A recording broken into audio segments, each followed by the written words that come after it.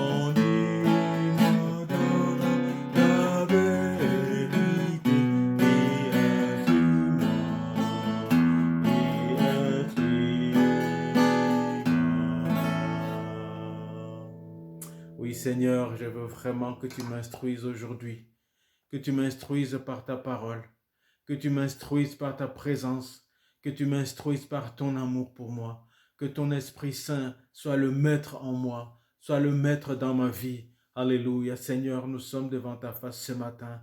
Nous voulons que tu nous instruises par ta parole. Nous voulons sentir ta présence, toi, Dieu, avec nous, éternel avec nous, Emmanuel et son nom et ton nom. Merci, merci vraiment de ta présence au milieu de nous. Merci Seigneur de te révéler ce matin à moi, à mon frère, à ma sœur, de te révéler d'une façon particulière à cette personne qui nous suit, qui ne te connaît pas encore ou qui est en recherche. Révèle-toi, Seigneur, avec puissance, alléluia, avec puissance, ô Dieu de gloire. Révèle-toi aussi avec puissance à cette personne, à mon frère, à ma sœur, qui est rétrograde dans sa foi. Révèle-toi avec puissance éternelle. Fais-moi connaître tes voies. Enseigne-moi tes sentiers. Alléluia. Gloire à toi. Gloire à l'Éternel. Amen, amen, amen. Nous allons vraiment continuer à lui rendre gloire, à lui rendre hommage à ce grand Dieu. Nous le bénissons ce matin. Nous célébrons son nom. Alléluia. Amen. Grand Dieu, nous te bénissons.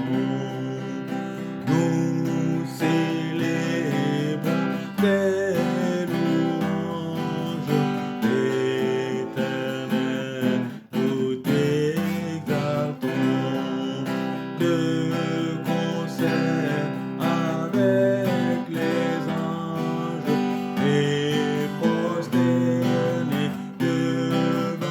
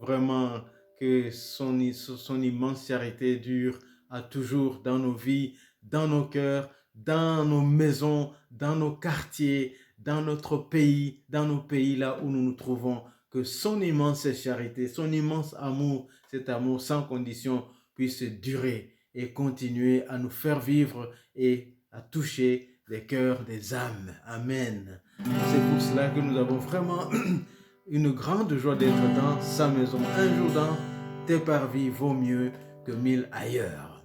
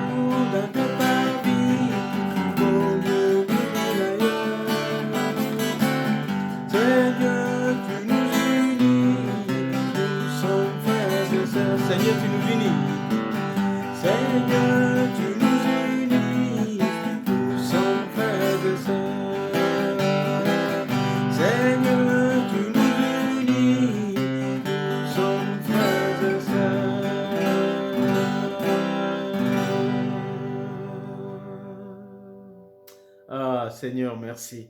Merci car tu fais de moi, de mon frère, de ma sœur, tu fais de nous un même peuple. Alléluia. Un même peuple, des gens qui sont unis par toi, qui sont unis dans ton sang, qui sont unis, Seigneur, quelle que soit notre langue, quelles que soient nos origines, quelle que soit notre classe sociale. Oh Seigneur, tu fais de nous un même peuple. Alléluia. Une même nation en toi. Au nom de Jésus, notre Sauveur. Merci. Nous sommes en toi, Seigneur. Nous voulons vraiment acclamer ton Saint-Nom. Nous voulons applaudir pour dire tu es grand. Alléluia, t'admirer, toi qui es notre grand Dieu. Oui, Seigneur, tu es vivant. Tu es ici. Continue, Seigneur, à te manifester à nous, car tu nous as sauvés. Nous voulons bénir ton Saint-Nom. Alléluia, il m'a sauvé, il m'a sauvé. Béni soit son nom. Mon Sauveur soit loué à perpétuité. Il m'a sauvé, il m'a sauvé. Béni soit son nom. Il m'a sauvé, il m'a sauvé. Béni soit son nom. Il m'a sauvé, il m'a sauvé. Béni soit son nom. Mon Sauveur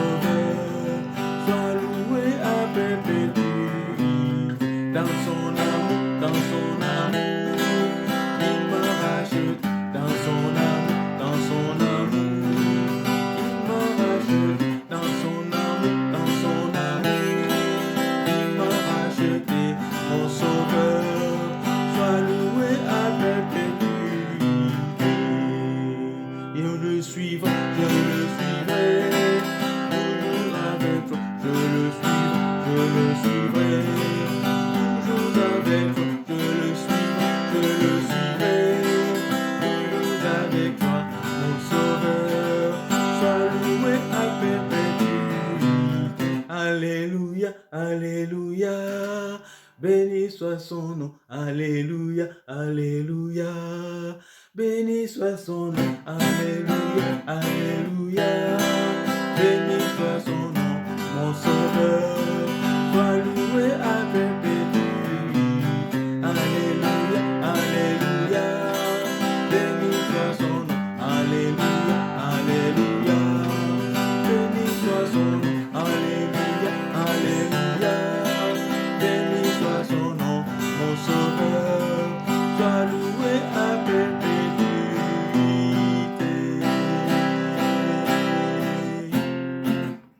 Alléluia. Que le nom de l'Éternel soit béni, non seulement aujourd'hui, mais pour toujours. Alléluia. Louange à toi, Seigneur notre Dieu. Nous voulons, bien aimés, lire ce psaume 105, les 10 premiers versets. Psaume 105, verset 1 jusqu'au verset 10. Louez l'Éternel et faites appel à lui. Publiez parmi les peuples ses hauts faits. Chantez à sa gloire et célébrez-le en musique. Racontez sans cesse toutes ses merveilles. Soyez fiers de lui, car il est très saint. Que le cœur de ceux qui sont attachés à l'Éternel soit rempli de joie. Tournez-vous vers l'Éternel, faites appel à sa force, aspirez à vivre constamment en sa présence. Et souvenez-vous de ses merveilles, des merveilles qu'il a accomplies. Rappelez-vous ses prodiges et les jugements qu'il a prononcés. Vous, les descendants d'Abraham, son serviteur, vous, descendants de Jacob, vous qu'il a choisis. Notre Dieu, c'est l'Éternel. Sur toute la terre, il s'exerce ses jugements.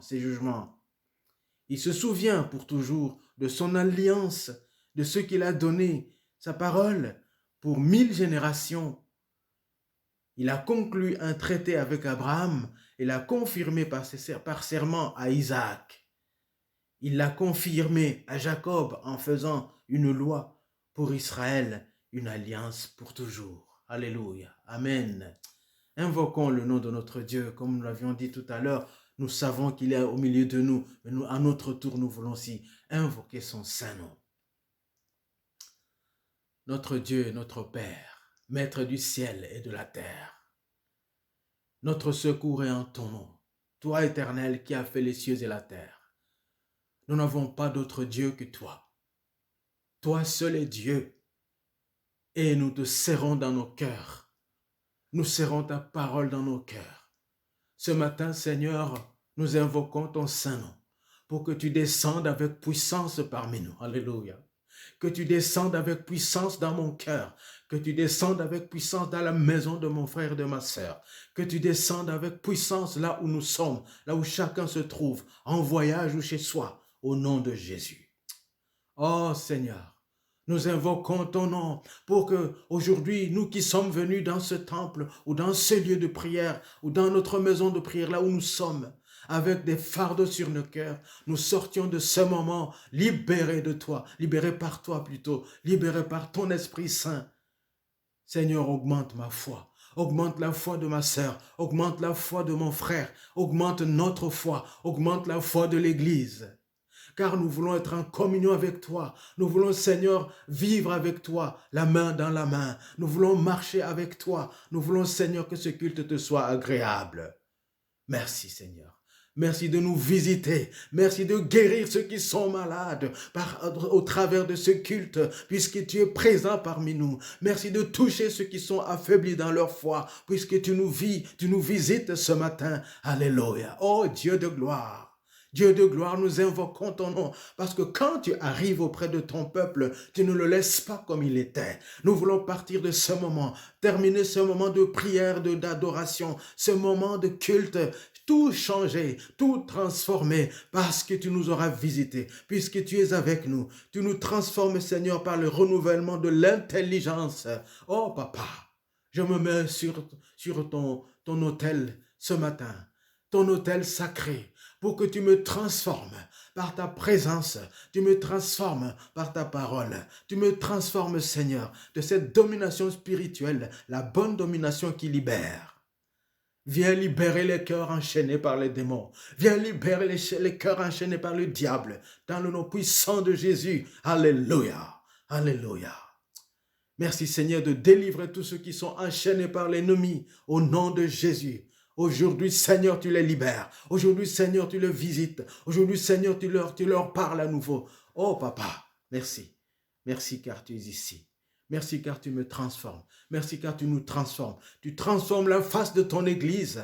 Nous voulons, Papa, avoir un visage nouveau. Un visage qui est requinquant, qui est vraiment, qui éclate de ta puissance, qui éclate de ta joie, comme le visage de Moïse, Seigneur. Alléluia. Comme le visage de notre Seigneur Jésus sur cette montagne sacrée. Nous voulons, Papa, être transformés, être illuminés de ta présence.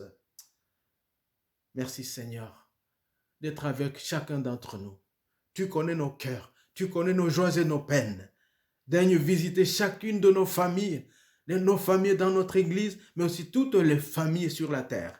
Nos familles biologiques, nos familles spirituelles, notre famille spirituelle qui est éparpillée partout dans le monde. Tu touches, Seigneur, ceux qui sont malades, comme nous l'avons demandé tout à l'heure. Tu touches, Papa, ceux qui veillent dans la prière du soir au matin, ceux qui vaquent à la prière. Merci, Seigneur, car tu les touches.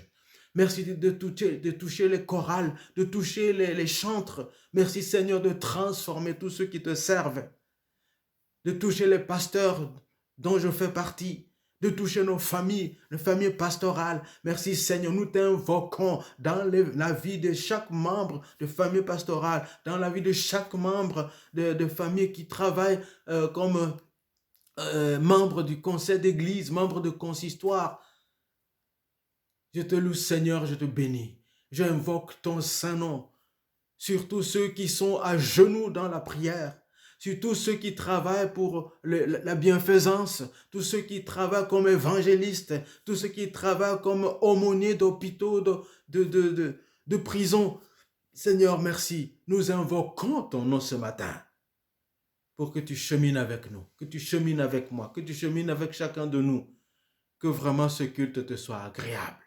Merci Seigneur d'ouvrir les écluses des cieux et de faire pleuvoir sur nous, de faire tomber sur nous la pluie du ciel, alléluia, qui arrose nos cœurs, qui nous rend fertiles, de sorte à ce que nous puissions porter du fruit et du fruit qui demeure.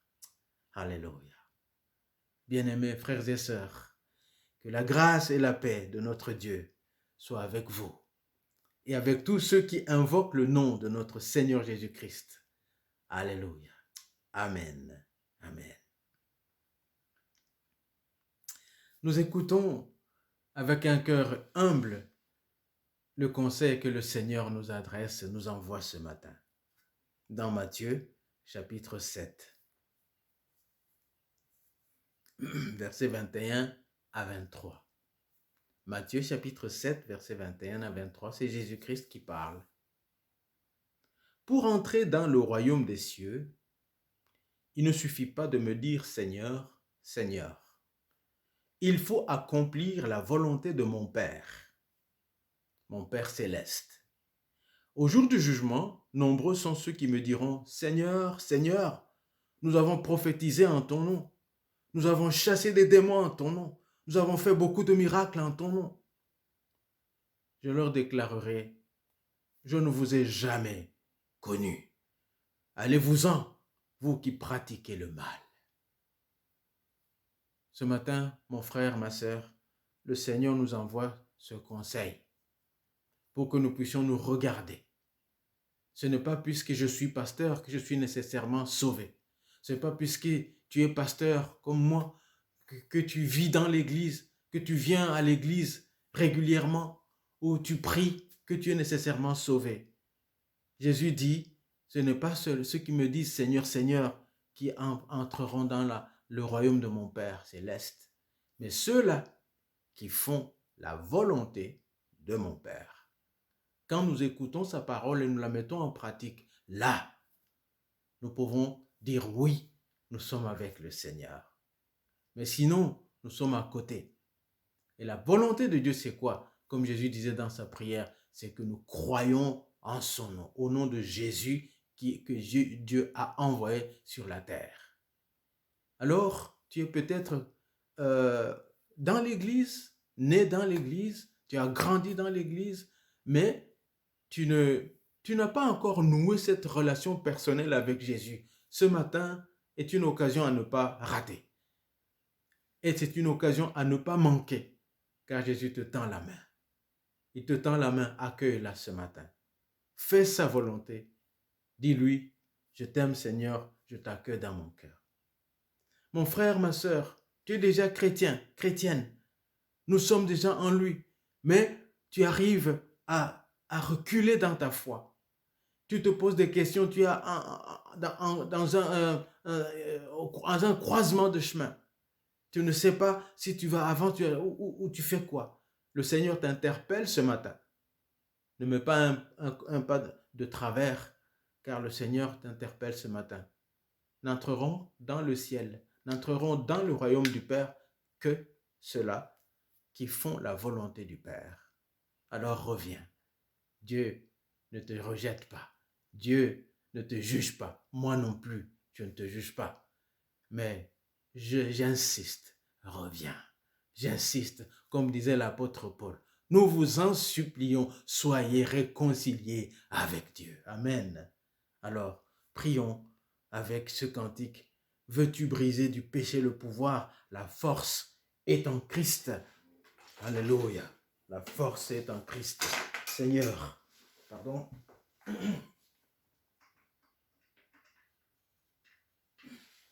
Excusez-moi, parce que mon instrument est un peu tombé là. Je vais remettre comme il faut. Voilà.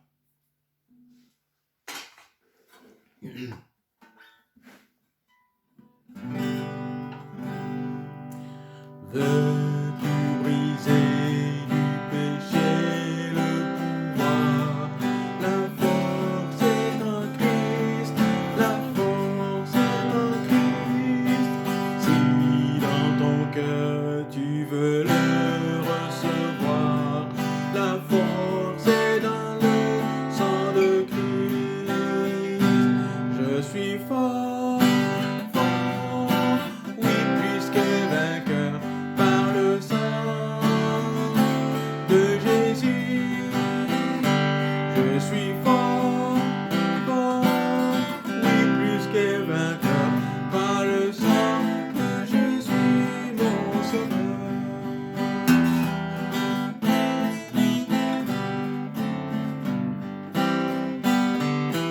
Veux-tu braver et la mort et l'enfer? La force est en Christ, la force est en Christ. Jésus d'un mot fait tomber toutes les peines. La force est dans le sang de Christ. Je suis fort, fort, oui, puisque vainqueur par le sang de Jésus. Je suis fort, fort, oui, plus que vainqueur par le sang de Jésus, mon sauveur.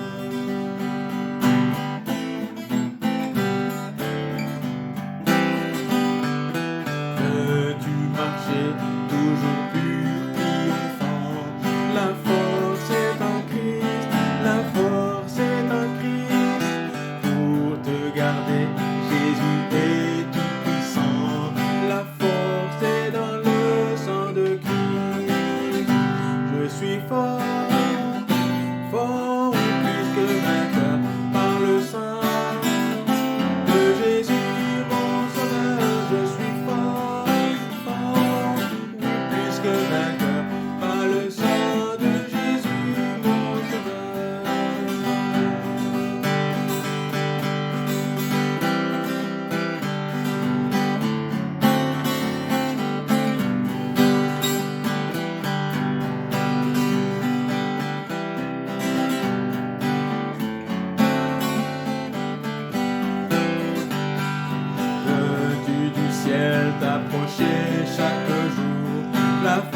est en Christ, la force est en Christ. Avec Jésus demeurer pour toujours.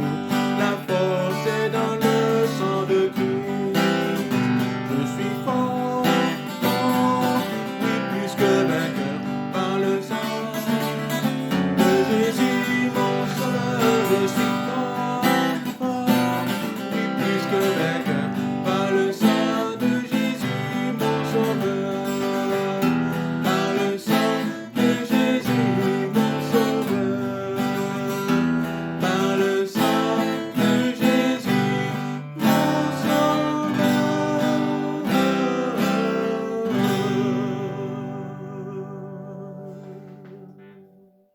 Oui, Seigneur, c'est ton sang qui libère, c'est ton sang qui purifie, c'est ton sang qui nous transforme. Nous venons à toi ce matin pour te dire que nous avons besoin de toi. J'ai besoin de toi. J'ai besoin de ton pardon. Nous avons besoin de ton pardon. Mon ami qui ne te connaît pas encore a besoin de ton pardon. Oui, cher ami, dis à Jésus, je te remercie parce que tu m'aimes. Je te remercie parce que tu m'aimes. Je viens à toi pour demander pardon. Je viens à toi pour t'accueillir dans mon cœur. Si tu ne l'avais jamais accueilli, dis-le lui maintenant. Il est là pour toi. Il veut te donner la vie, le pardon, la vie éternelle. Alléluia. Car il dit, celui qui entend ma parole et croit celui qui m'a envoyé a la vie, et il est passé de la mort à la vie. Il ne vient point en jugement. Alléluia. Donc, mon ami, appelle-le maintenant. Ne l'ignore pas, car il t'aime. Et toi, ma fille en Christ, mon frère, mon fils en Christ, tu es rétrograde, tu viens à Jésus. Seigneur, je viens avec mon frère et ma sœur, qui est fatigué dans sa foi, qui ne sait plus où mettre la tête, à cause des épreuves, à cause de beaucoup de choses dans sa vie. Il se pose des questions. Il est peut-être déçu de l'une ou l'autre chose. Il ne comprend pas ton silence. Il ne comprend pas la succession d'épreuves les unes aux autres. Et il devient rétrograde dans sa foi. Je prie pour lui maintenant. Je prie pour elle. Mon ami, je prie pour toi et avec toi. Viens. Viens. Seigneur, je te demande pardon pour ce frère et cette sœur. Remets-la sur le droit chemin pour qu'il marche à nouveau avec toi, car tu l'aimes. Alléluia. Merci Seigneur, car tu nous as tant aimés. Et c'est toi qui nous pardonnes, et c'est toi qui nous laves. Merci. Amen. Amen. Le Seigneur nous promet, et je ne me souviendrai plus de vos péchés, ni de vos iniquités, pour l'amour de moi. Alors, soyons fortifiés par ces paroles et accueillons le pardon de Dieu et marchons dans une nouveauté de cœur, dans une nouveauté de vie. Amen, amen. Fort de ce pardon, nous voulons dire à Jésus et au monde entier plutôt, visible et invisible, notre confession de foi, ce que nous croyons. Comme Pierre et Jean, nous ne pouvons pas ne pas parler de ce que nous avons vu et entendu et que nous croyons fermement. Voici ce témoignage. Nous croyons que Christ est mort pour nos péchés, selon les Écritures, qu'il a été enseveli et qu'il est ressuscité le troisième jour, selon les Écritures. Dieu, en effet, a tout mis sous ses pieds. Il l'a établi comme chef de toute domination et de toute autorité. Il l'a donné pour chef suprême à l'Église. L'Église est le corps du Christ, la colonne et l'appui de la vérité. C'est en elle que le Christ est pleinement présent. Dieu invite ses membres à annoncer au monde, par la puissance du Saint-Esprit, les vertus de celui qui les a appelés des ténèbres à son admirable lumière. C'est ce que nous croyons fermement. Amen. Amen. Un chrétien, je voudrais être dedans mon cœur. Un chrétien, je voudrais être dedans mon cœur.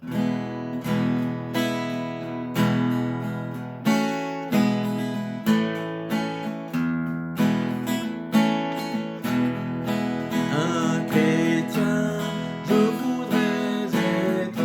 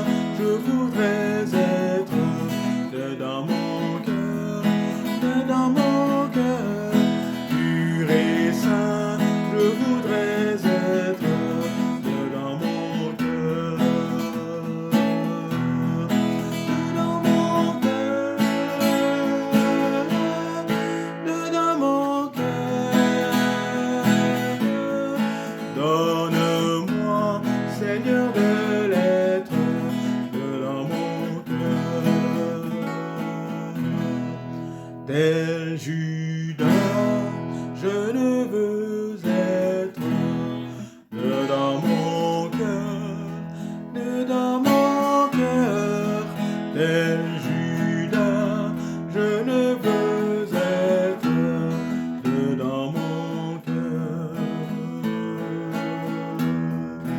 que dans mon cœur, que dans mon cœur. Garde-moi, Seigneur, de l'être de dans mon cœur. Tel Jésus, je voudrais être que dans mon cœur, que dans mon cœur. Tel Jésus, je voudrais être que dans mon cœur, que dans mon cœur, que dans mon cœur. Donne-moi, Seigneur, de l'être de dans mon cœur. Donne-moi, Seigneur, de l'être de dans mon cœur, de dans mon cœur.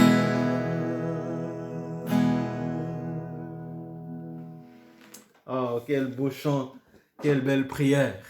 Je veux être un chrétien, un vrai chrétien, une chrétienne, une vraie chrétienne. Et en tant que vrai chrétien, nous voulons aussi offrir au Seigneur ce que nous avons préparé pour son œuvre, notre offrande, nos dons, nos dîmes, nous voulons les lui offrir selon ce qui est écrit dans Galates chapitre 6, versets 7 jusqu'à 9. Ne vous y trompez pas, on ne se moque pas de Dieu. Ce qu'un homme aura semé, il le moissonnera aussi. Celui qui sème pour sa chair moissonnera de la chair la corruption. Mais celui qui sème pour l'esprit moissonnera de l'esprit la vie éternelle. Ne nous lassons pas de faire le bien, car nous moissonnerons au temps convenable si nous ne nous relâchons pas. Cette parole est grande. Je vous rappelle donc le numéro du compte sur lequel nous mettons nos offrandes, nos dons, nos dîmes. Et si vous n'avez pas encore commencé à le faire, je vous y invite instamment. Voici le numéro du compte. C'est le BE 85 0018 31 02 11 06. Je répète, BE 85 0018 31 02 11 06. Et pour ceux et celles qui font un virement à partir d'une banque étrangère, voici le code BIC. GEBABEBB. GEBABEBB.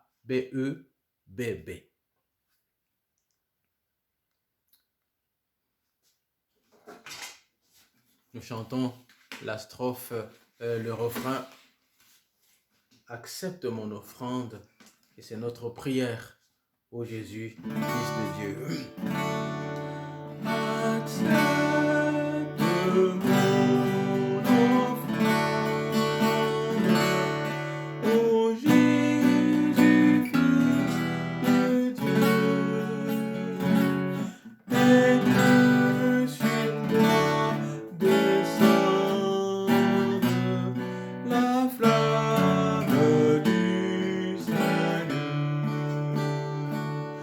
Accepte mon offrande, ô Jésus, Fils de Dieu, et que sur moi descende la flamme du salut.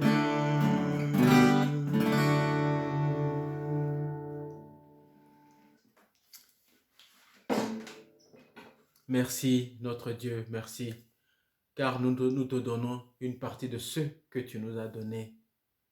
Daigne le bénir, bénir cette partie, bénir cette offrande. Daigne également bénir tous ceux et celles qui donnent, qui ont donné, qui vont donner. N'oublie pas, papa, ceux et celles qui n'ont pas pu donner puisqu'ils n'ont rien.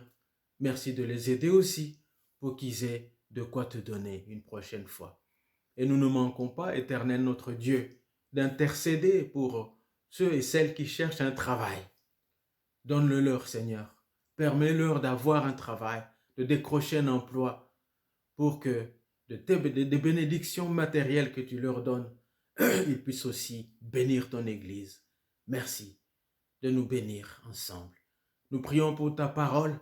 Nous la serrons dans notre cœur pour faire ta volonté. Que cette parole nous inonde par ton Esprit Saint. Que cette parole nous instruise. Et par ton Esprit Saint, donne-nous la grâce et la volonté de la mettre en pratique. Aide-nous à entendre comme entendent les disciples. Aide-nous à écouter comme écoutent les disciples. Par le nom puissant de Jésus et les vertus du Saint-Esprit, nous avons ainsi prié. Amen.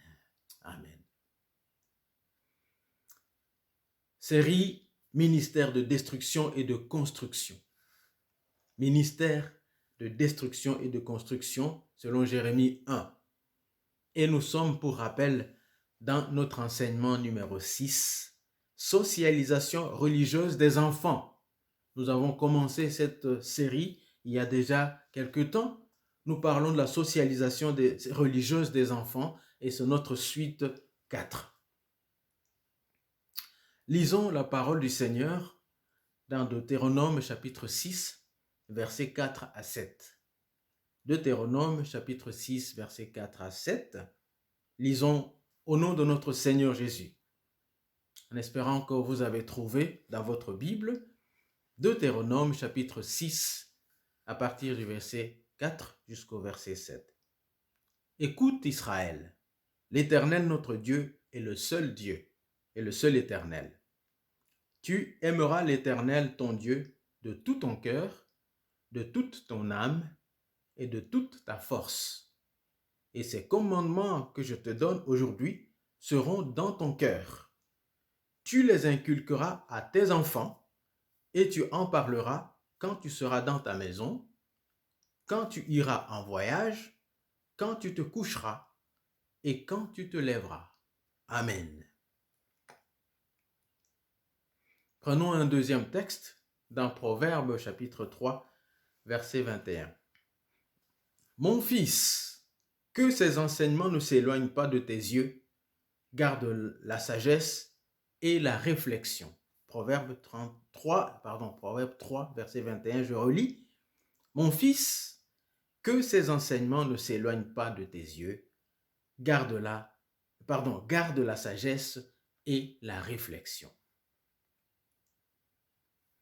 Et un dernier passage, en tout cas pour le moment, c'est Proverbe chapitre 19, verset 18. Corrige ton fils tant qu'il y a encore de l'espoir, mais ne va pas jusqu'à désirer sa mort. Je relis. Corrige ton fils tant qu'il y a encore de l'espoir, mais ne va pas jusqu'à désirer sa mort. Amen. C'était Proverbe 19, verset 18. Bien-aimés, nous sommes donc dans cet enseignement, la socialisation religieuse des enfants. Le Seigneur, dans le Deutéronome 6, versets 4 à 7, il faut d'ailleurs commencer au tout premier verset, et je vous y invite, parle, et c'est par la bouche de Moïse, aux enfants d'Israël, pour leur rappeler d'écouter. Nous avons prié tout à l'heure, aide-moi Seigneur à écouter comme écoutent les disciples. Aide-nous à écouter comme écoutent les disciples. Et l'appel est lancé ici à Israël, le peuple de Dieu, et à Israël nouveau, nous, l'Église de Jésus-Christ. Écoute Israël. Écoute. Il faut donc faire appel à notre sens de l'ouïe. Écoute Israël, l'Éternel, notre Dieu, est le seul éternel. Dieu n'a pas de concurrent. Dieu n'a pas d'égal. Il est le seul Dieu, le seul éternel, le seul Adonai, le seul Dieu vivant. Et puisqu'il est le seul, tu vas l'aimer. Tu aimeras ton Dieu, pas à moitié, mais de tout ton cœur. Le cœur, c'est généralement qui, euh, ce qui est le centre de nos sentiments, le centre de notre vouloir, mais aussi le cœur est le centre de la vie, parce que quand le cœur bat, on vit. Quand le cœur s'arrête, on ne vit plus. Donc tu vas aimer ton Dieu de toute ta vie, de toute ton existence. Tu vas l'aimer aussi de toute ton âme. Écoute. On n'est pas en train de parler dans des oreilles de sourds. Écoute. C'est Dieu qui le dit. À toi, à moi. Écoute. Tu vas aimer ton Dieu de toute ton âme. L'âme, c'est donc la vie aussi, le siège, quand la parole de Dieu nous dit dans Genèse chapitre 2, Dieu a insufflé dans les narines le souffle de vie et Adam devint une âme vivante. Donc la vie se trouve là, dans l'âme. On dit aussi quand quelqu'un meurt qu'il rend l'âme, qu'il a rendu l'âme. Donc le Seigneur veut aussi que toute notre vie, que tout le siège de notre existence lui soit à lui, l'aime de toute ta force quand tu travailles aussi.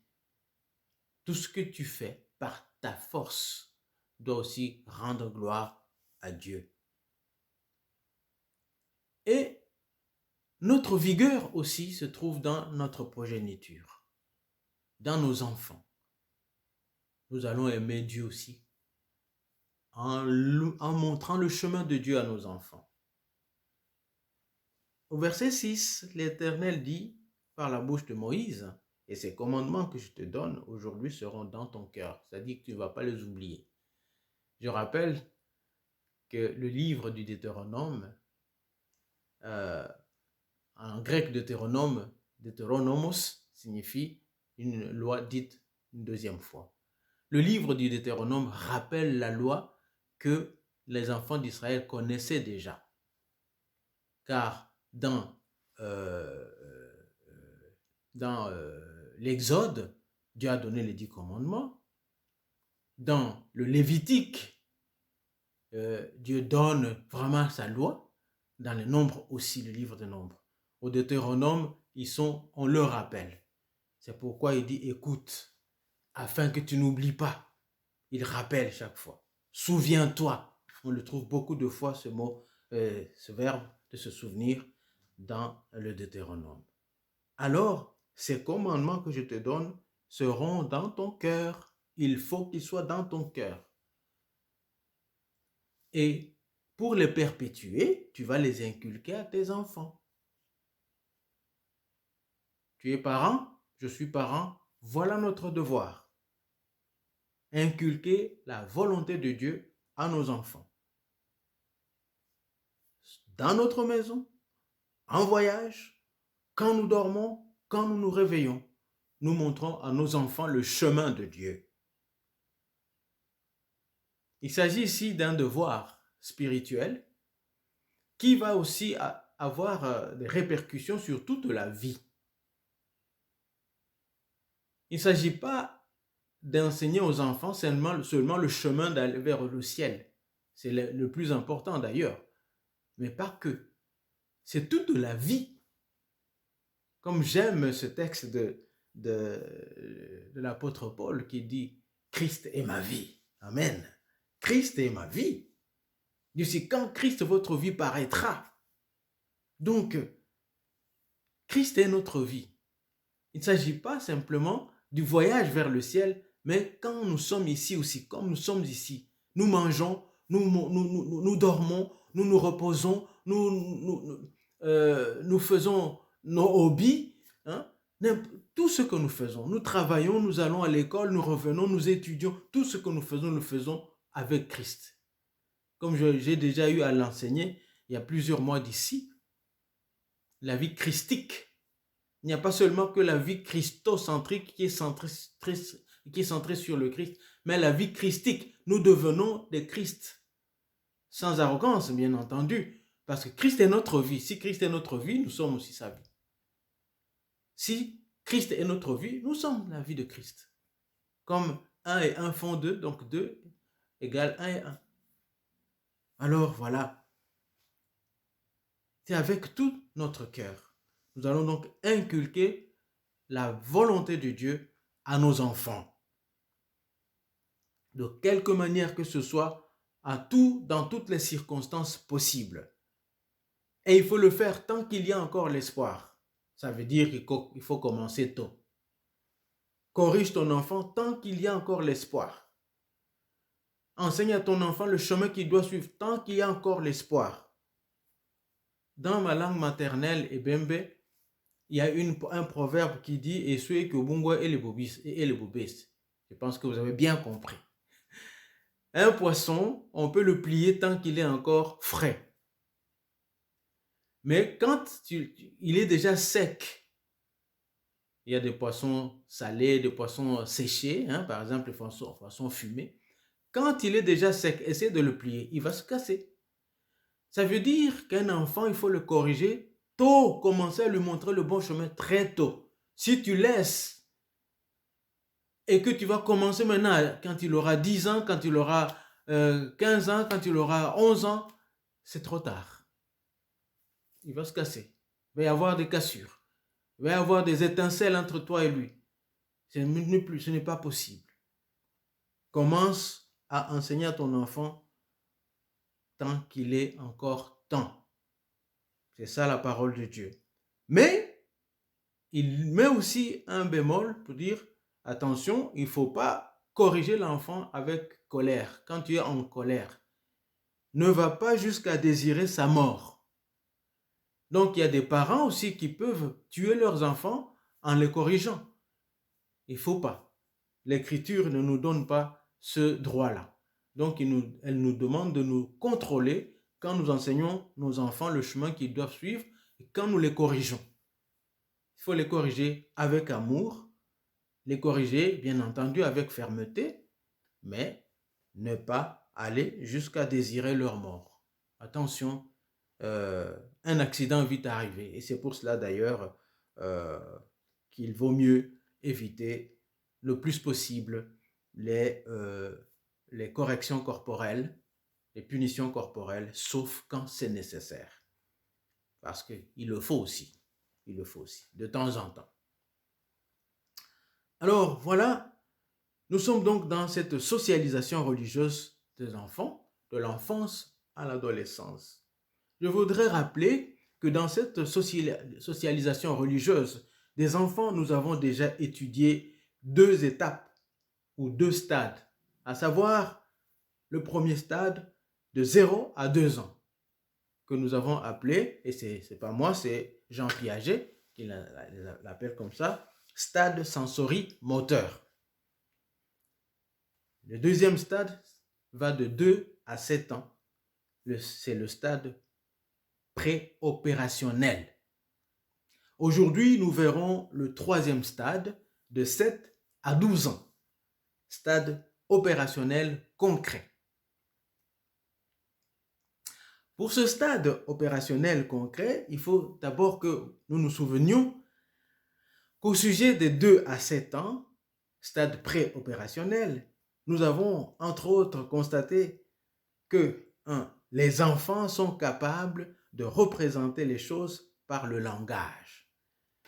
Exemple, gomme, une gomme.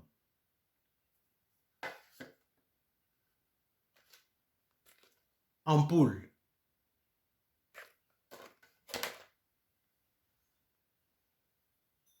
Bouteille. Ils savent donc représenter les choses par le langage.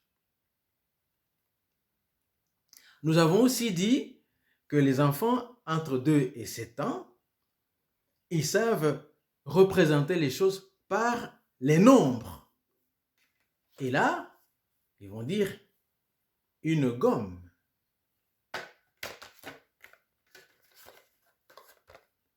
Deux ampoules. C'est juste un rappel parce que nous avions déjà fait cela.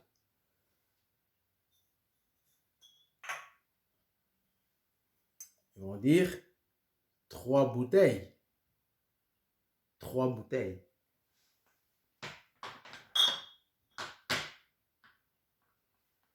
Donc, ils savent représenter à cet âge-là les choses par leur nombre aussi.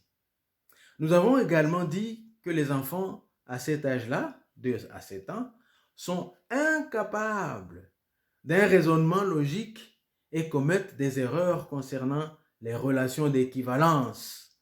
Souvenez-vous par exemple que la même quantité de liquide dans un récipient large et court, puis dans un récipient mince et long, pour eux ce n'est pas la même chose. Vous vous souvenez ce que nous avions montré la fois passée. Vous voyez par exemple, je rappelle toujours, je mets ici et j'arrête l'eau, je mets l'eau dans ce verre, j'arrête à cette rainure, à cette rainure-là, je mets cette eau dans un récipient mince et long. Je prends la même quantité d'eau, exactement au même niveau, et je la verse dans ce récipient large et court.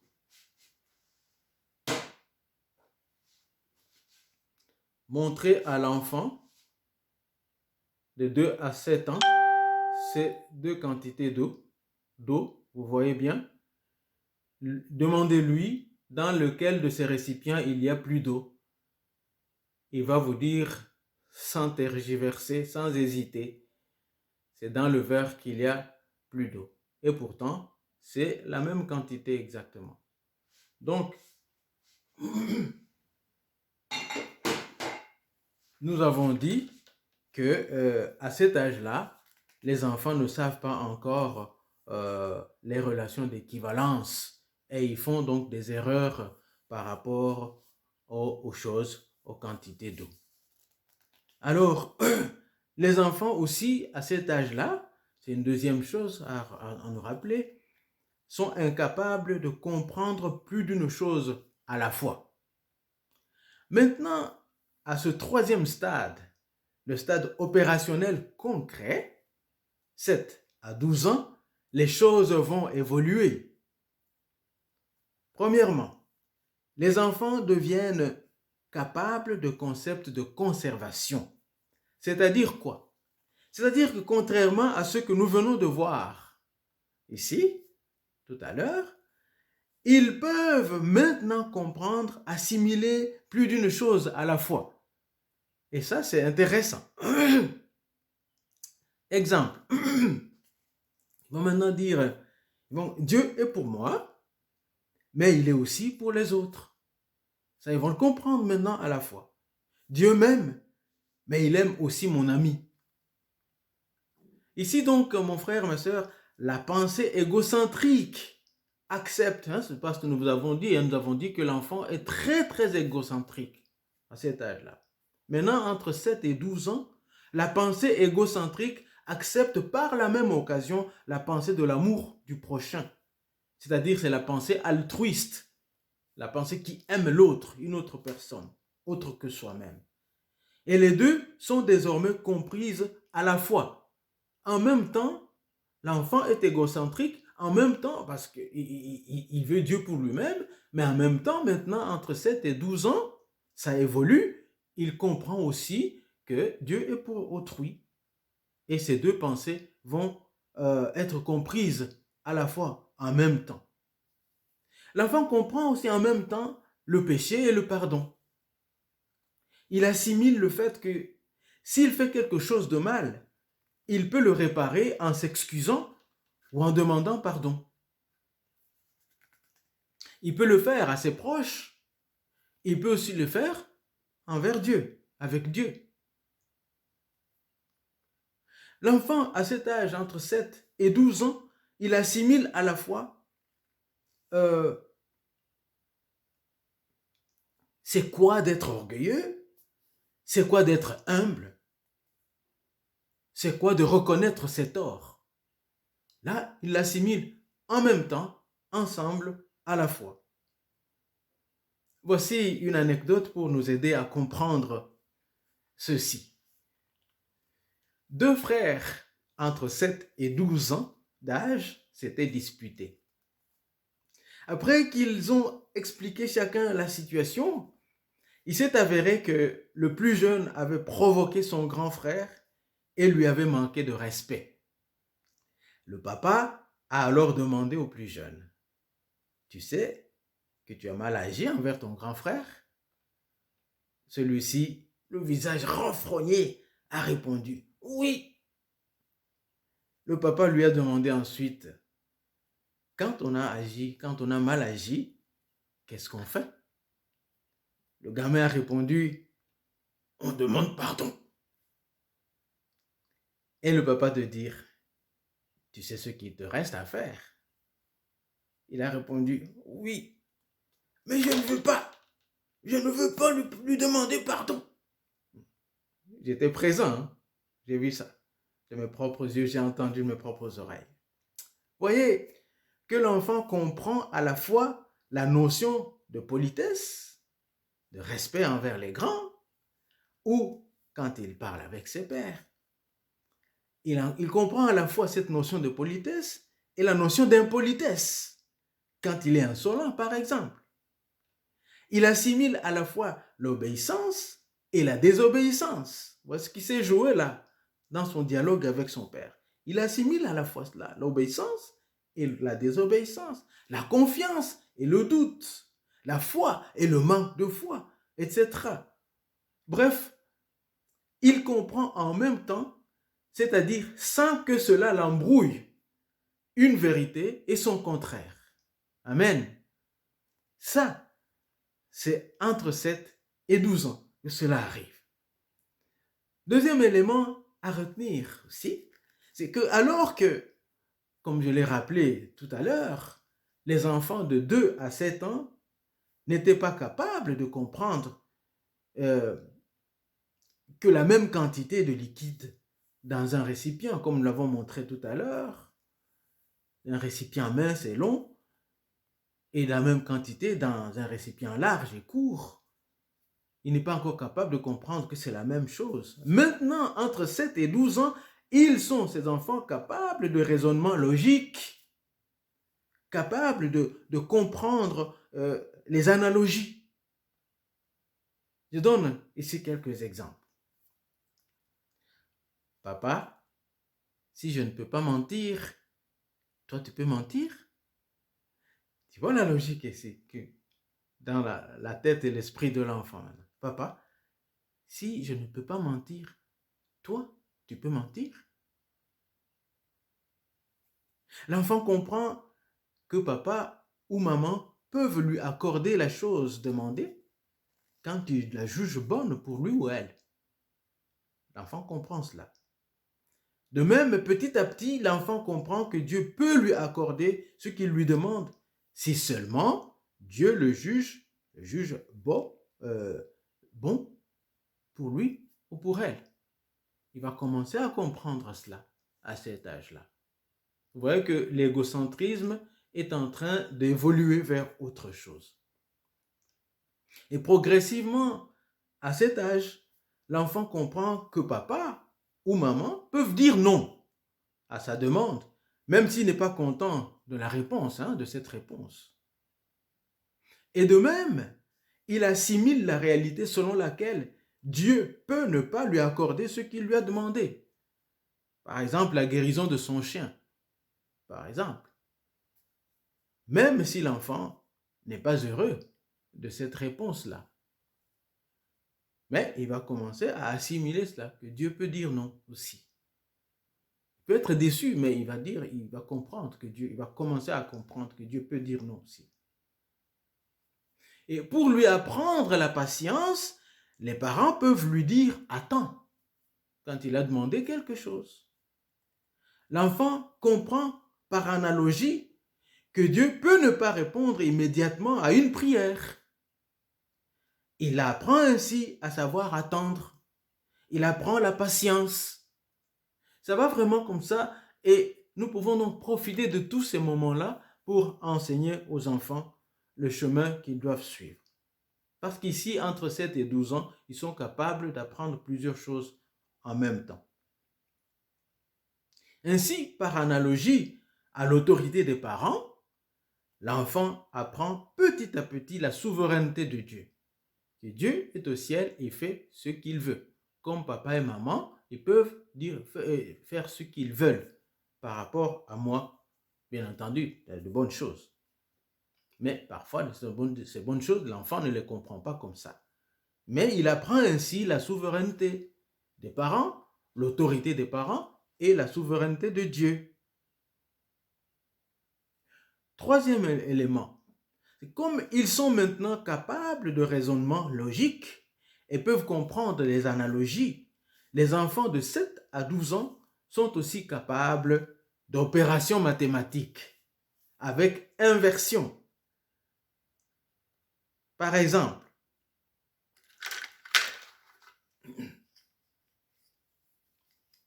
quatre crayons de couleur plus 2 crayons de couleur égale 6 crayons de couleur.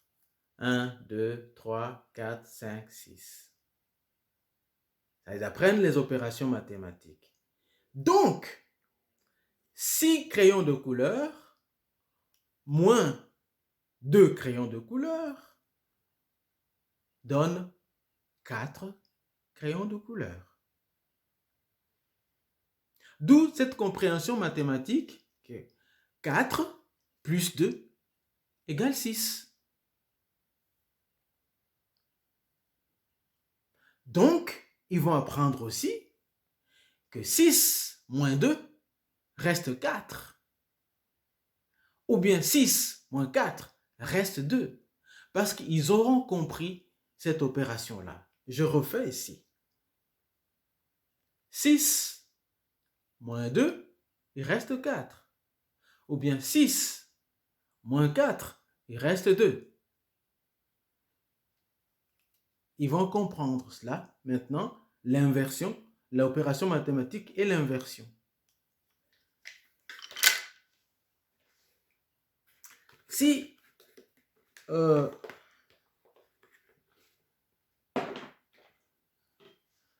3 mandarines et 2 mandarines mises ensemble font 5 mandarines.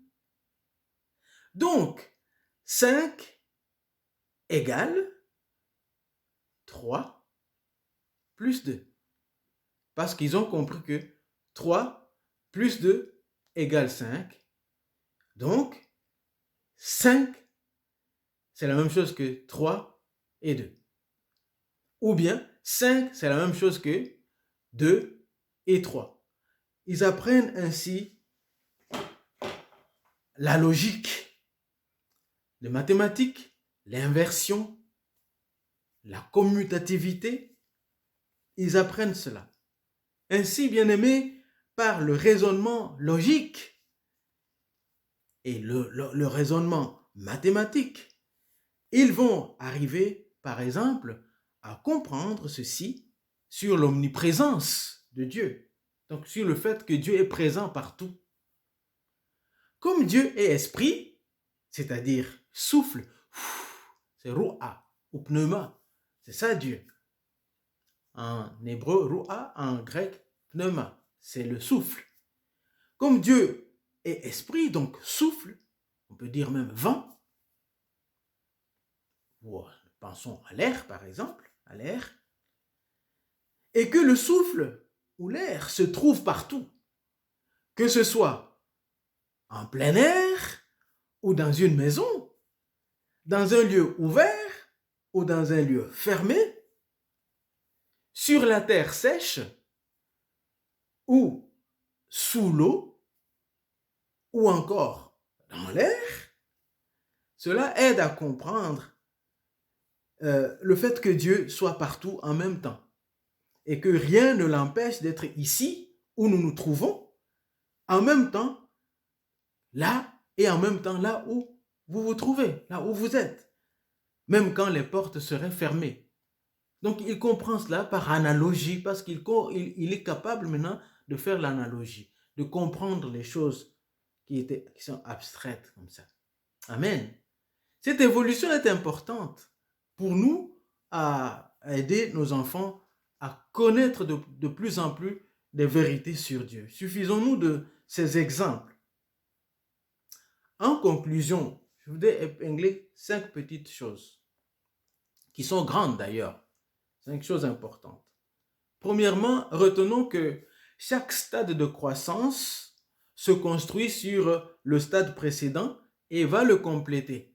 Donc au fur et à mesure. Ici, nous en sommes au troisième stade, à la troisième étape. Donc, l'étape 2 s'est construite sur l'étape 1. Les 0 à 2 ans. Donc, les 2 à 7 ans, cette étape-là s'est construite sur l'étape de 0 à 2 ans. Et l'étape 3, de 7 à 12 ans, s'est construite sur les 2 précédentes. Comme ça, et les complète au fur et à mesure.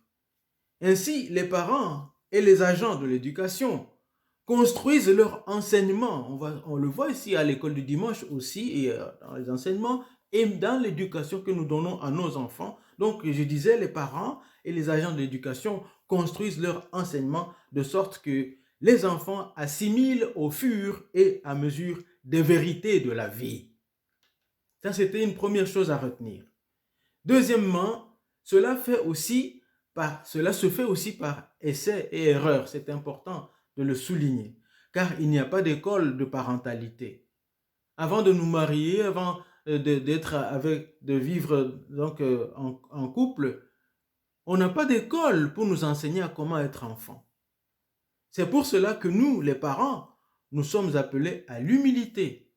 Lorsque tu t'es marié, vous vous êtes marié, vous avez des enfants, vous êtes appelés, nous sommes appelés à l'humilité. Lorsque nous nous rendons compte que nous avons mal évalué l'un ou l'autre comportement de notre enfant, ou que nous nous sommes trompés dans ce que nous lui avons dit, il convient de le reconnaître devant lui et ne pas faire le gros dos, le reconnaître devant lui ou lui demander pardon. Puisque entre 7 et 12 ans, les enfants sont alors capables de raisonnement logique et d'analogie. Grâce à cela, ils vont comprendre que les parents sont aussi capables d'erreurs, qu'ils savent le reconnaître, que les parents savent le reconnaître et demander pardon. Ou ils sont capables de s'excuser. Vous savez, cela leur sert à nos enfants d'exemple à suivre. Et c'est pareil pour toute autre vérité de la foi. Savoir demander pardon à Dieu et ou à son semblable. Les enfants vont assimiler cela, comme dans le cas de cet enfant-là que je vous ai donné tout à l'heure. C'est déjà qu'il faut demander pardon. Et puisque moi, le parent, le papa ou toi, la maman, nous disons à notre enfant, là, je me suis trompé, là, nous nous sommes trompés, en tout cas, pardonne-nous. Ça aide vraiment l'enfant à ne pas nous prendre pour des gens infaillibles, c'est-à-dire des gens inatteignables. Donc, il ne peut pas s'identifier à nous parce qu'il fait tout le temps des fautes. C'est pour cela que nous les corrigeons. Alors, si nous ne savons pas lui demander pardon, l'enfant va voir que nous sommes distants de lui. Nous ne sommes pas comme lui, il n'est pas comme nous. Il va nous mettre sur un piédestal qu'il ne peut pas atteindre, auquel il ne peut pas atteindre. Mais puisque nous nous abaissons, nous lui demandons pardon, nous reconnaissons nos torts, alors l'enfant va s'identifier à nous dire, ah, ils peuvent aussi se tromper. Mais ils ont une solution. Quand ils se trompent, ils le reconnaissent. Quand ils se trompent, ils demandent pardon. Donc moi aussi, je peux faire ça. Là, l'enfant a un exemple à suivre parce qu'il a en nous, ils voient en nous ses pères. C'est-à-dire des gens qui sont semblables à lui. Et ça, c'est vraiment important. Troisième élément à retenir, c'est que aussi, les trois stades que nous venons de voir, de 0 à 2 ans, stade sensorimoteur, de 2 à 7 ans, pardon, stade pré-opérationnel, et de 7 à 12 ans, stade opérationnel concret, constituent l'âge où les enfants apprennent à comprendre le monde où ils sont venus, assimilent, reçoivent, découvrent les réalités de ce monde. C'est l'âge de la construction. Retenez bien cela parce que nous y reviendrons encore. Leur vie se présente comme des puzzles, comme des pièces d'un puzzle. Pendant cet âge, donc de 0 à 12 ans, ils sont donc occupés à construire une figure, ici leur personnalité à chacun, à partir des pièces de ce puzzle qu'est leur vie. J'espère que vous me suivez bien. Et quatrièmement, à partir de 12 ans, donc la préadolescence, jusqu'à l'adolescence, comme nous le verrons, les enfants se trouvent dans l'âge de la déconstruction. Je l'expliquerai prochainement. Donc je dis de 0 à 12 ans, ils construisent sur base de ce qu'ils reçoivent. À partir de 12 ans, ils commencent à déconstruire. J'y reviendrai en profondeur quand nous allons y arriver. Dès lors, c'est la remarque numéro 5, de la sorte, c'est entre 0 et 12 ans que les parents posent la base de tout ce sur quoi toute leur vie, toute la vie de leurs enfants va être construite, entre 0 et 12 ans. Si donc, vous n'avez rien donné ou pas assez à vos enfants pendant ces trois stades, ces trois premiers stades, ou pendant cet âge de construction, sachez-le, bien-aimés, et ça, je vous dois la vérité, sachez-le, que vous avez raté leur éducation et vous avez posé leur vie sur une base oscillante. Cela est vrai aussi bien dans le domaine de la foi que dans tout autre domaine de la vie.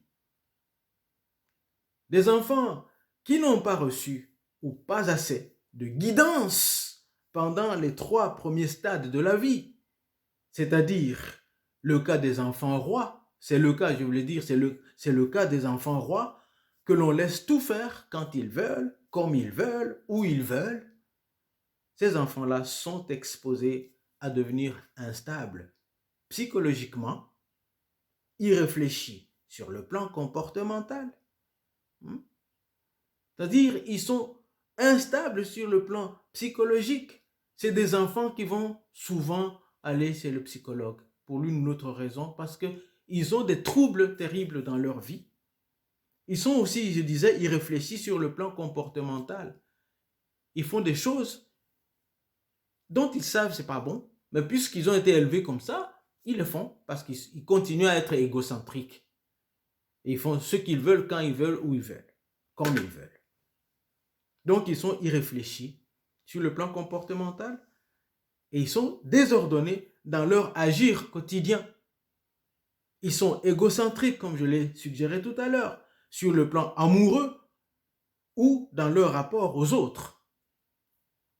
Là, leur vie de couple, quand ils vont se marier, peut en souffrir. Pourquoi? Parce qu'entre 0 et 12 ans, on n'a pas fait grand-chose. On n'a rien fait, on n'a pas fait grand-chose. Alors, il faut vraiment voir, pardon, je voulais dire qu'ils sont aussi égocentriques sur le plan, je disais, sur le plan amoureux, sur le plan de leur rapport aux autres, mais ils sont aussi instables dans leur choix de vie ou dans leur foi. Ils jouent au yo-yo dans leur choix. Vraiment instables. Ils jouent au yo-yo dans tout ce qu'ils font, même dans leur foi. Ils sont instables. Etc., etc. Il faut vraiment compter sur la grâce de Dieu pour rattraper un tant soit peu les lacunes de ces enfants devenus adultes. Cette vérité, je vous la dois comme je disais. Mais si par contre, et heureusement, vous avez pu donner à vos enfants tout le conseil de Dieu, comme le dit l'apôtre Paul aux Éphésiens, acte 20, 27.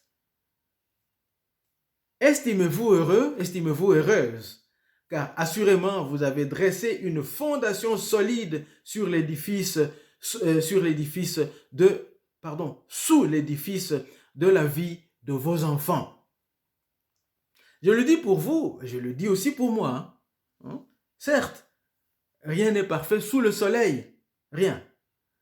Mais vous aurez fait ce qu'il fallait pour assurer les lendemains stables à vos enfants, quels que soient les choix qu'ils feront en matière de foi ou dans tout autre domaine de la vie. Même s'ils venaient à mettre un pas de travers ou à faire un pas de travers, ils n'en seront pas heureux. Même s'ils peuvent s'efforcer de rester dedans, ils vont finir par revenir sur le droit chemin, car ils ne seront jamais en paix avec eux-mêmes, ni en paix avec Dieu. Amen. Comme on ne peut pas enlever une brique d'une maison sans endommager cette maison, les enfants ne peuvent pas ôter une pièce du puzzle de leur vie sans en souffrir. C'est la conscience du bien agir qui va les poursuivre jusqu'à ce qu'ils décident de réparer. Amen. Voilà pourquoi encore l'Écriture nous dit dans Proverbe 22, verset 6, nous revenons souvent à ce texte, « Apprends à l'enfant le chemin qu'il doit suivre.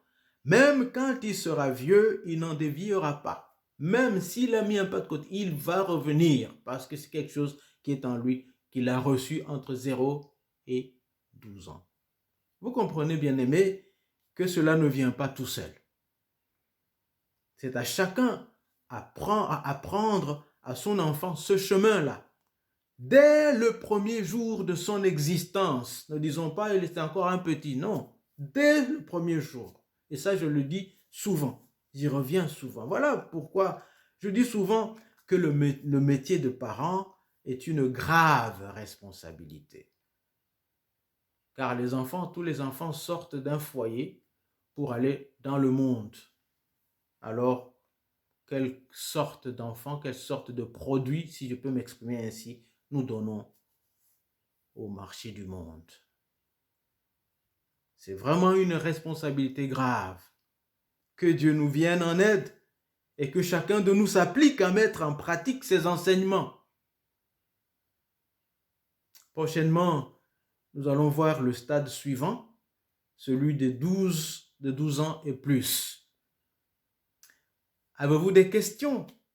N'hésitez pas à nous les envoyer via notre page Facebook. Vous aussi me téléphoner si vous le souhaitez. Il suffit pour cela de taper Église protestante, parole et action et vous tomberez sur la page Facebook de l'Église. Que Dieu nous bénisse tous. Amen.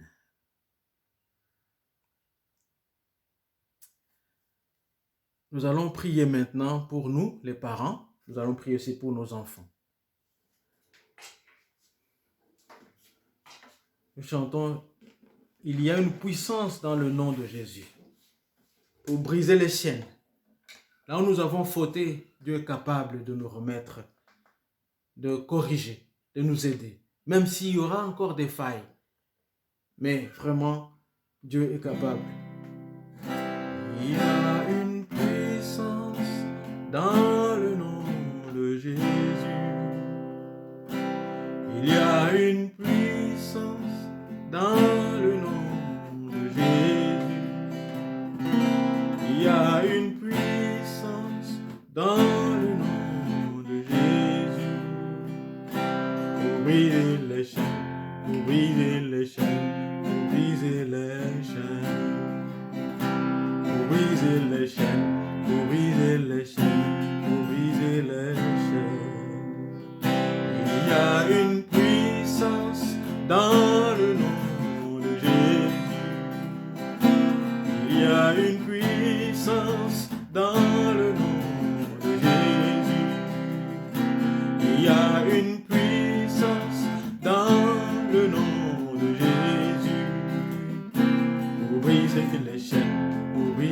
les chaînes, pour briser les chaînes, pour briser les chaînes, pour briser les chaînes, pour briser les chaînes. Oh mon Dieu, nous venons à toi maintenant avec ce parent, ce père, cette mère qui veut vraiment faire du bien pour ses enfants, les éduquer selon toi, selon ta parole. Seigneur, je te les présente maintenant. Alléluia. Pour briser les chaînes de la nonchalance, les chaînes de la mauvaise méthode d'enseignement des enfants. Seigneur, nous venons à toi pour que tu brises ces chaînes au nom de Jésus. Mon frère, ma soeur, prie pour toi-même. Tu es père, tu es mère, prie pour toi-même. Prends la bonne décision et commence si tu ne l'avais pas encore déjà commencé. Et si tu avais déjà commencé, continue. Le Seigneur t'encourage. Mais nous avons besoin de sa force pour que tous ceux qui nous handicapent dans ce métier de parents puissent être brisés au nom de Jésus. Pour briser les chaînes, pour briser les chaînes, pour briser les chaînes, pour briser les chaînes, pour briser les chaînes, pour briser les chaînes, pour briser les chaînes, pour briser les chaînes, pour briser les chaînes. Il y a une armée qui se lève. Alléluia. Il y a une armée qui se lève. Il y a une armée qui se lève pour briser les chaînes, pour briser les chaînes, pour briser les chaînes, pour briser les chaînes, pour briser les chaînes, pour briser les chaînes, pour briser les chaînes, pour briser les chaînes. Mon Dieu, nous venons à toi. Nous te consacrons chacune de nos maisons. Nous te consacrons chacune de nos familles. Nous te consacrons chacun de nos couples. Aide-nous, Seigneur, à mettre ta parole en pratique. Aide-moi à la mettre en pratique, à parler de toi à mes enfants, à nos petits-enfants, à notre petit-enfant qui est déjà là, aux autres qui vont venir. Cette prière, je la fais pour mon frère et ma soeur aussi.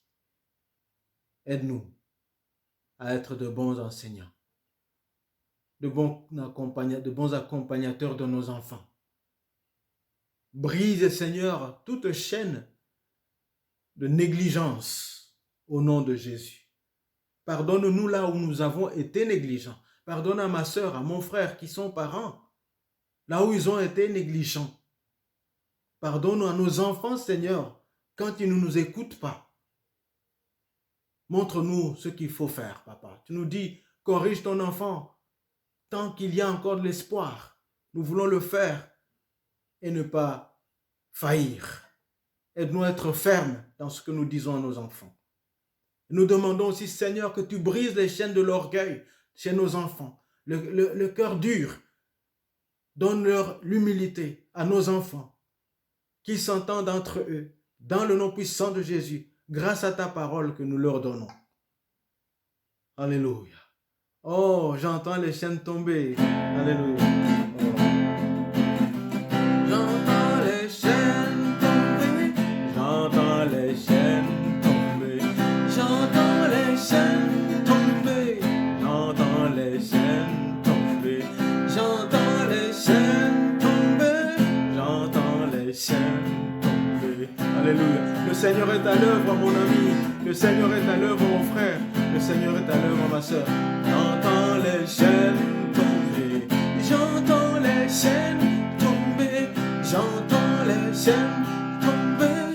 J'entends les chaînes tomber. Alléluia, alléluia. Il faut que tu sortes de ce culte différent. Alléluia. Et commence à appliquer cela auprès de tes enfants. Alléluia. Au nom de Jésus.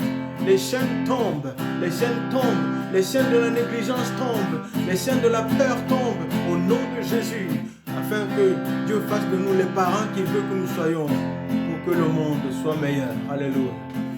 J'entends les chaînes tomber, j'entends les chaînes tomber, j'entends les chaînes tomber, j'entends les chaînes tomber. Alléluia.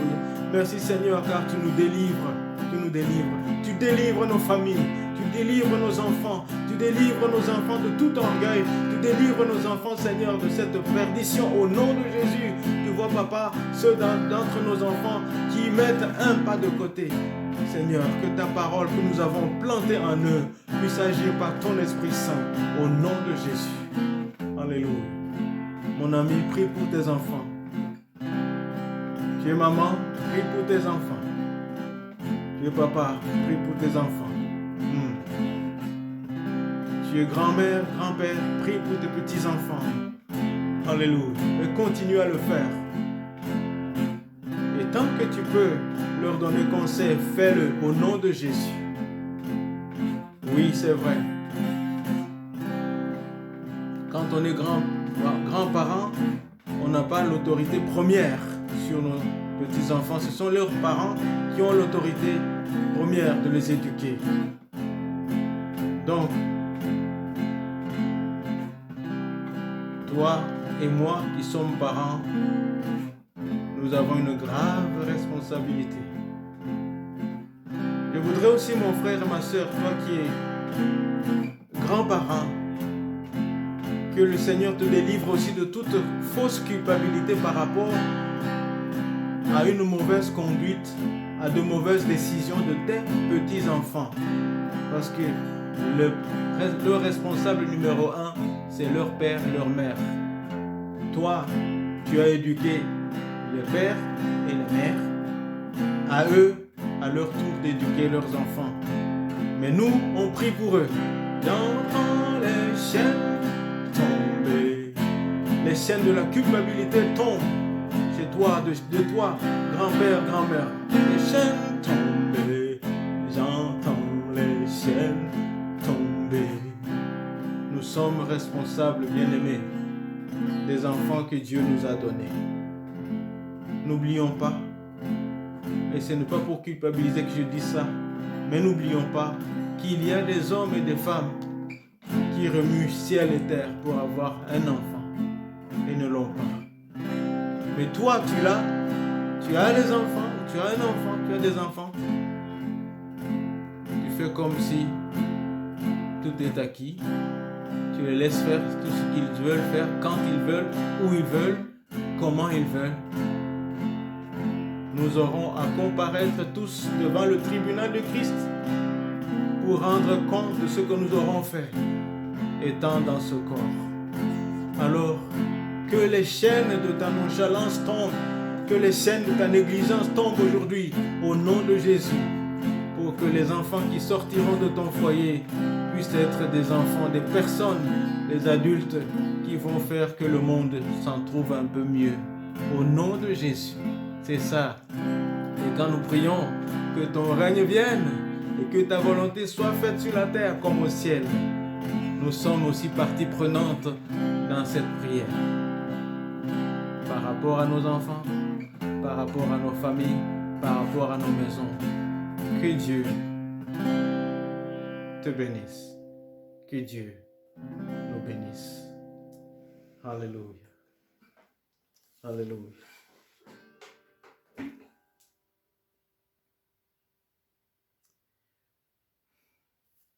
Nous continuons, bien-aimés, à prier les uns pour les autres, à nous porter les uns les autres devant Dieu, devant le trône de grâce.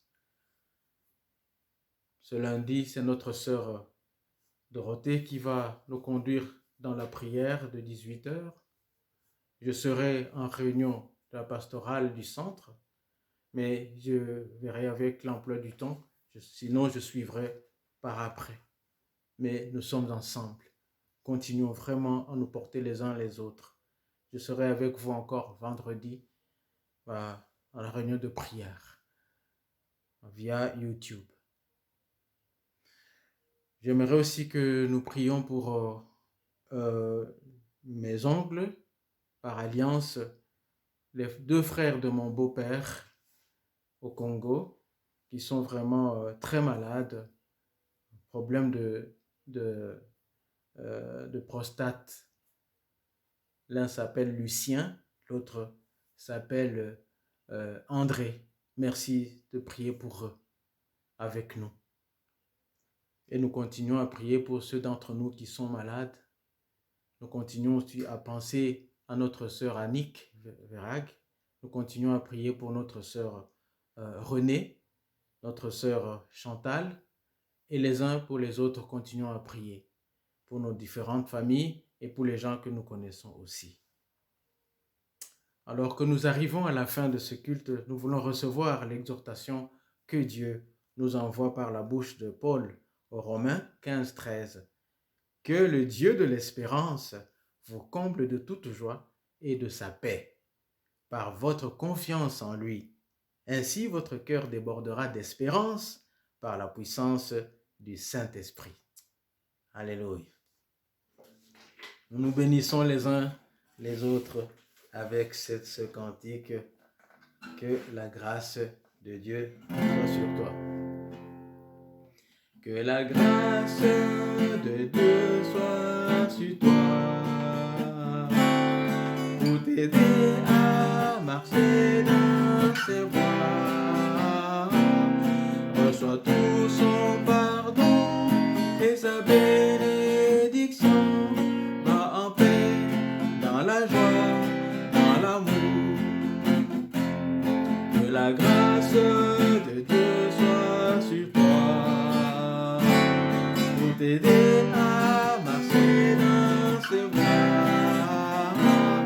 Reçois tout son pardon et sa bénédiction. Va en paix dans la joie, dans l'amour.